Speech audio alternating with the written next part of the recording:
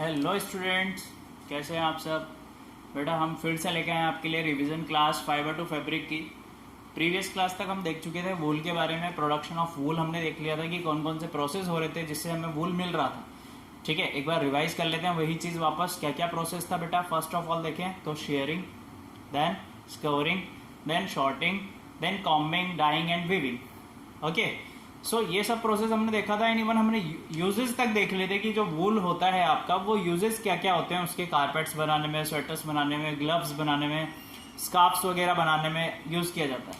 ठीक है, आज हम आपके लिए बहुत ही इंटरेस्टिंग चीज लेके आए हैं जो हमने पढ़ा था जब ये चैप्टर, तब भी नहीं पढ़ा था बेटा, क्योंकि मैंने आपको बोला था जब हम रिवाइज करेंगे तो हम बहुत अच्छी अच्छी चीज पढ़ेंगे। कंपटीशन लेवल की चीजें आज पढ़ने वाले हैं हम। ठीक है, तो देखो हमने कुछ पॉइंट्स यहाँ पर लिखे हैं इंपॉर्टेंट, जिससे डायरेक्टली आपके किसी भी कम्पिटिटिव एग्जाम में क्वेश्चन पुटअप किए जा सकते हैं। नॉर्मली कोई भी पूछेगा तो जो आपका चैप्टर है उसमें से तो पूछ ही लेगा, कोई भी पूछ लेगा, पर कम्पिटिटिव लेवल के क्वेश्चन कैसे फ्रेम होते हैं उसके बारे में हमने कुछ लिखा है यहाँ पर। देखिए फर्स्ट पॉइंट लिखा है बेटा हमने कि जो बेस्ट क्वालिटी की वूल आपको मिलती है, जो बेस्ट क्वालिटी, बेस्ट से बेस्ट, मोस्ट अच्छी क्वालिटी की जो वूल मिलती है आपको, वो किस पार्ट से मिलती है बॉडी के। क्वेश्चन इस तरीके से फ्रेम हो सकता है। देखो किस पार्ट से मिलती है, वो पार्ट होता है बेटा आपका shoulders and sides of the sheep. Shoulder से यानी शोल्डर जो होते हैं शिप के उससे, और ये जो साइड्स होते हैं ऊपर वाले पार्ट से अच्छा वूल नहीं मिलता है, ध्यान रखना। तो क्वेश्चन डायरेक्ट आपसे फिलअप्स के रूप में भी पूछ सकता है या फिर एमसीक्यूज के फॉर्म में भी आपसे क्वेश्चन पुटअप किया जा सकता है कि बेस्ट क्वालिटी का wool, the best quality wool is extracted from which part of the sheep. इस तरीके से भी पूछ सकता है आपसे। ठीक है, तो हमें पता है कि बेटा कहां से आता है, शोल्डर से एंड साइड्स जो होते हैं शिप की, वहां से मिलता है। Is that clear?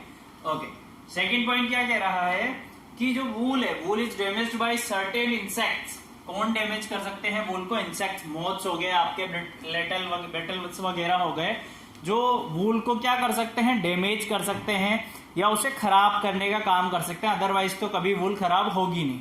ठीक है, तो उनसे अपन को सेफ्टी रखनी है, उनसे बचा के वूल को रखना होता है, या फिर आप जो क्लोथ्स वगैरह पहनते हैं उससे भी उसे सेफ रखना होगा हमें। ठीक है, थर्ड पॉइंट क्या है बेटा अपना, the common type of wool used for the production of apparel is merino wool। कौन सा वूल होता है बेटा? Merino wool. मेरिनो वूल हमें कहां से मिलता है? मेरिनो शिप से मिलता है। मेरिनो वूल जो होता है वो नेचर में बहुत सॉफ्ट होता है। कैसा होता है? सबसे सॉफ्ट अगर कोई वूल होता है तो वो होता है आपका मेरिनो वूल। ठीक है, यहां लिख लेंगे हम सॉफ्ट वूल।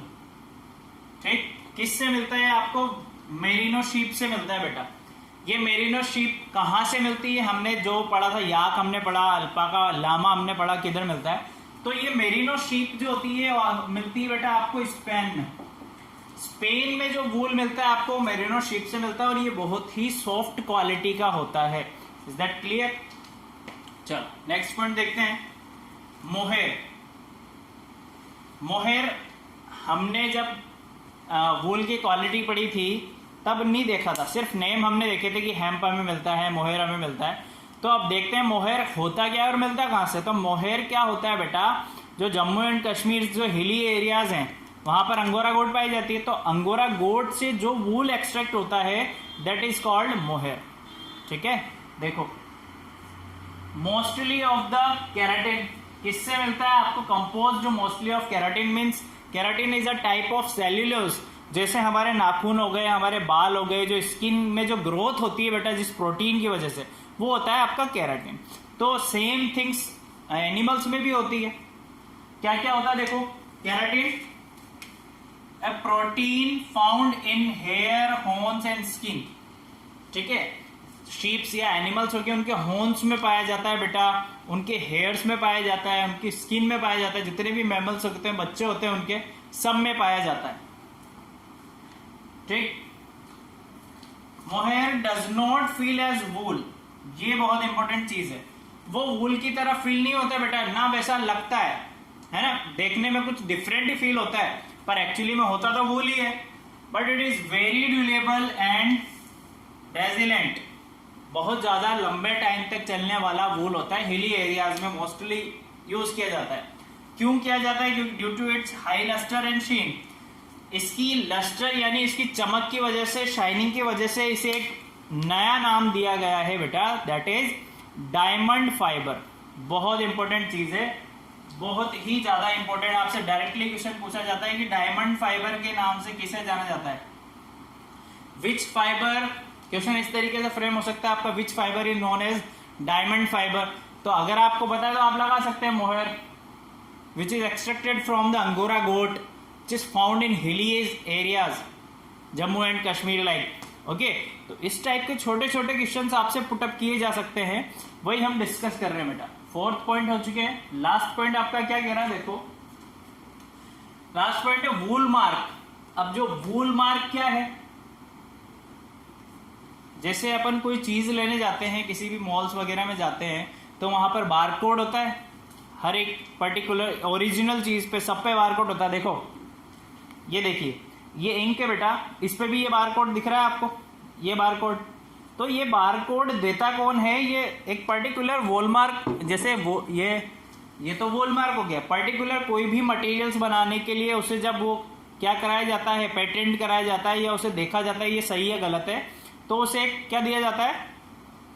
क्या दिया जाता है? बारकोड दे दिया जाता है पर्टिकुलर चीज को, और उस पर एक असाइन डाल दिया जाता है आईएसओ के द्वारा। आईएसओ क्या करता है? उसको क्या कर देता है, ये सही है गलत है, उस पर एक ठप्पा लगा देता है ना। यानी हम बोलते हैं ना एफिलेटेड टू आईएसओ, है ना। वैसे ही वूल मार्क होता है ओरिजिनल वूल चेक करने के लिए, या कि जो आप वूल यूज कर रहे हैं वो प्योर क्वालिटी का है या फिर उसमें कुछ और मिक्स कर रखा है। तो कपड़े वूल पर क्या होता है? एक वूल मार्क्स होता है, जिससे हमें पता लग जाता है कि जो आप वूल यूज कर रहे हो वो प्योर है। is a symbol quality to assure that the woolen cloth is made from pure wool. Okay, तो ये लोगो दिया किसने? ये बहुत इंपॉर्टेंट चीज, assigned by international wool secretary, international wool secretaries. Okay, IWS, international wool secretariat, international wool secretariat ने ये symbol दिया है बेटा आपका। ठीक है, ये कहां पर है? नॉर्थ यॉर्कशायर में, यूनाइटेड किंगडम में ये है कंपनी। ठीक है, चलो इतना हमने देख लिया वूल में, इससे ज्यादा कुछ नहीं आने वाला आपका, इतना ही है वूल के बारे में। अब जो वूल बनाने की, जो प्रोडक्शन की जो बड़ी बड़ी फैक्ट्रीज, इंडस्ट्रीज होती है बेटा, वहां पर जो वर्कर काम कर रहे होते हैं उनको वूल के प्रोडक्शन के टाइम बहुत सारे डिजीज का सामना करना पड़ता है। तो वो क्या होती है वो देखते हैं हम। पहले आप ये नोट डाउन कर लीजिए।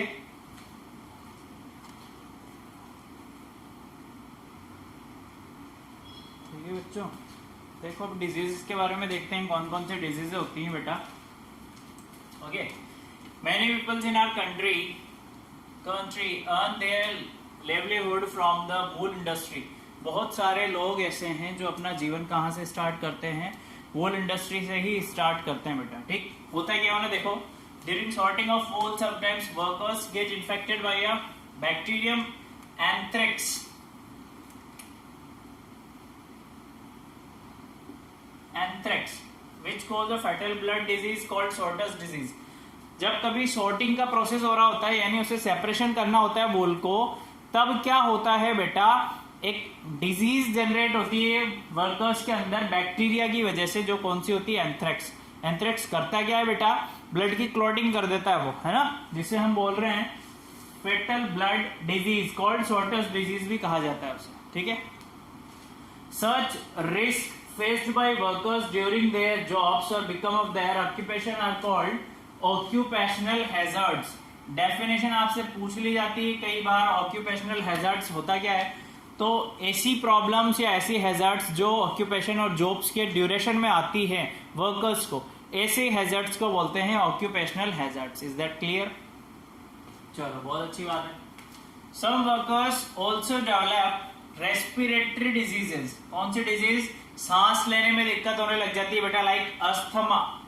अस्थमा की प्रॉब्लम हो जाती है बहुत सारे वर्कर को। कैसे होती है? देखो, they constantly breathe in the dust fine wool fibres. जब वो क्या करते हैं, कंटिन्यूअसली कॉन्स्टेंटली डेली बेसिस पे जाना होता है काम करने के लिए, जब वो मंथ गुजरता है, ईयर कंप्लीट होते हैं, तो कॉन्स्टेंटली यानी कंटिन्यूसली बेसिस पे वो ब्रीथिंग तो करेंगे ना, इंसान जा रहा है सांस तो लेगा।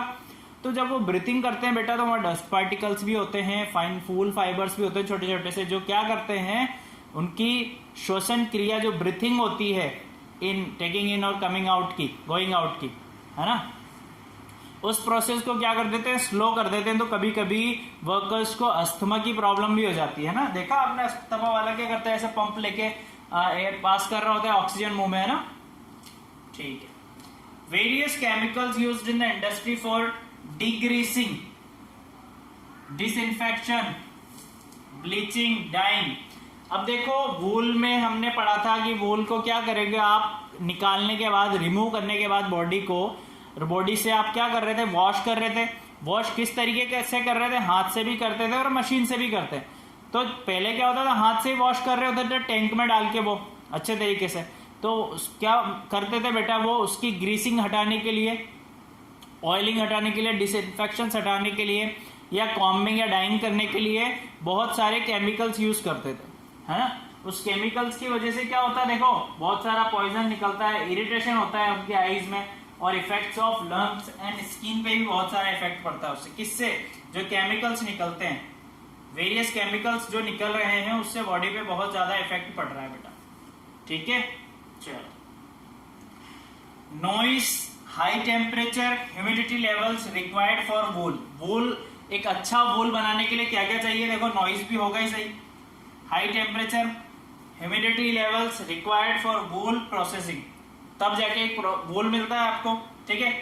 Have a deleterious effect of general health unless they strictly controlled. जब तक हम इसे कंट्रोल नहीं करेंगे तो एक बहुत विनाशकारी बीमारी बन के सामने भी आ सकती है बेटा, और इवन आती है, कई लोग मर भी जाते हैं इनमें, है ना, बहुत सारे केमिकल्स यूज किए जाते हैं प्रोसेसिंग में, ठीक है। तो इसे जल्दी ही कंट्रोल किया जाए, या कुछ डिफरेंट थिंग्स यूज की जाए जिससे क्या बॉडी पे इफेक्ट नहीं हो। तो ये था वूल के बारे में कि वूल आपको मिलता कैसे है, जो वर्कर्स वहां पर काम कर रहे हैं उनको क्या क्या प्रॉब्लम्स फेस करनी पड़ती है during the processing of wool, ठीक है। प्रोडक्शन कैसा होता है और यूज क्या क्या होते हैं। इसके अलावा वूल में से कुछ नहीं आ सकता बेटा, ठीक है। तो नेक्स्ट क्लास से हम स्टार्ट करने वाले हैं सिल्क के बारे में, सिल्क पढ़ेंगे, वूल हमारा पूरा कंप्लीट हो चुका है। That clear, okay, thank you, keep learning, bye bye.